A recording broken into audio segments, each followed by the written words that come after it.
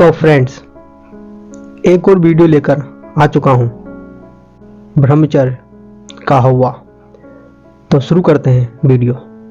आप लोग जानते हैं और यूट्यूब पर बहुत वीडियो हैं जो ये दावा करती हैं कि ब्रह्मचर्य में असीम शक्तियाँ हैं, लेकिन आप लोगों ने कभी जानने की कोशिश करी कि कौन सी शक्तियाँ हैं? तो मैं आप लोगों को वे शक्तियाँ भी बताऊंगा और ये भी बताऊंगा कि मैंने ब्रह्मचर्य को हवा क्यों कहा है।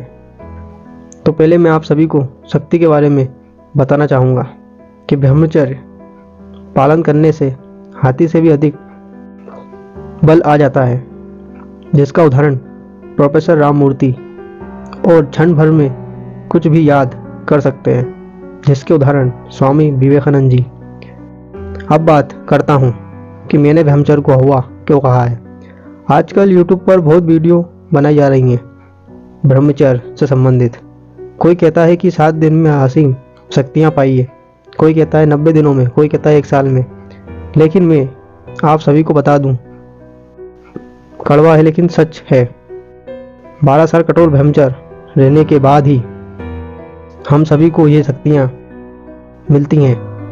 स्वामी विवेकानंद जी ने खुद ये कहा है।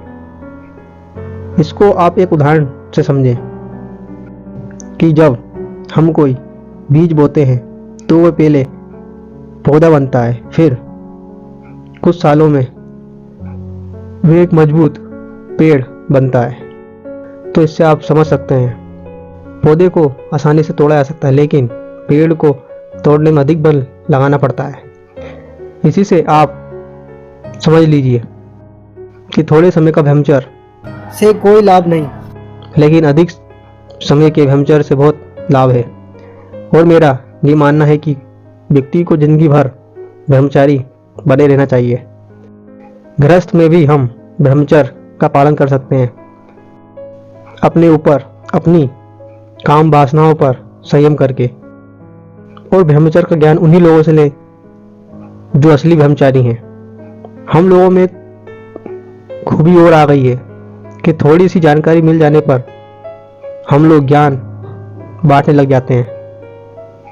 इसको आप एक उदाहरण से समझें कि जिसने कभी शहद को खाया ही नहीं, वो क्या जाने शहद का स्वाद।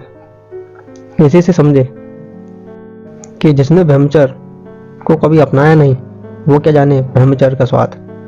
और सही मायने में देखा जाए तो ब्रह्मचर्य मन को पवित्र करने के लिए किया जाता है, क्योंकि मन पवित्र होगा तभी आप पवित्र होंगे।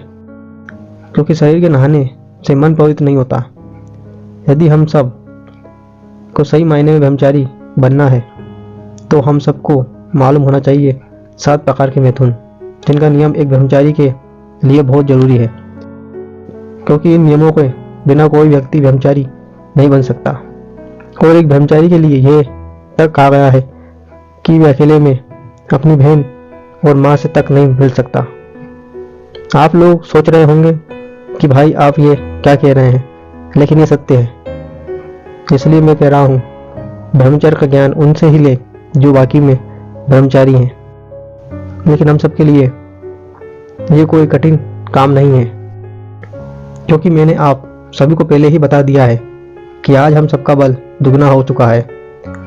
बस हम सबको मन को मजबूत बनाना है, मन पर संयम रखना है और धैर्यपूर्वक हम सबको ब्रह्मचर्य के नियमों का पालन करना है और अधूरी ज्ञान से बचना है, गलत संगति से बचना है। तो आप सभी लोग समझ चुके होंगे कि सही मायने में ब्रह्मचर्य क्या है। यदि आपको हमारी वीडियो अच्छी लगी हो तो अच्छा सा कमेंट जरूर करें। मेरा मकसद किसी को डिमोटिवेट करना नहीं है, सच्चाई से आपको अवगत कराना है। और जो आप लोगों को सही लगे वही विचार स्वामी विवेकानंद जी के हैं।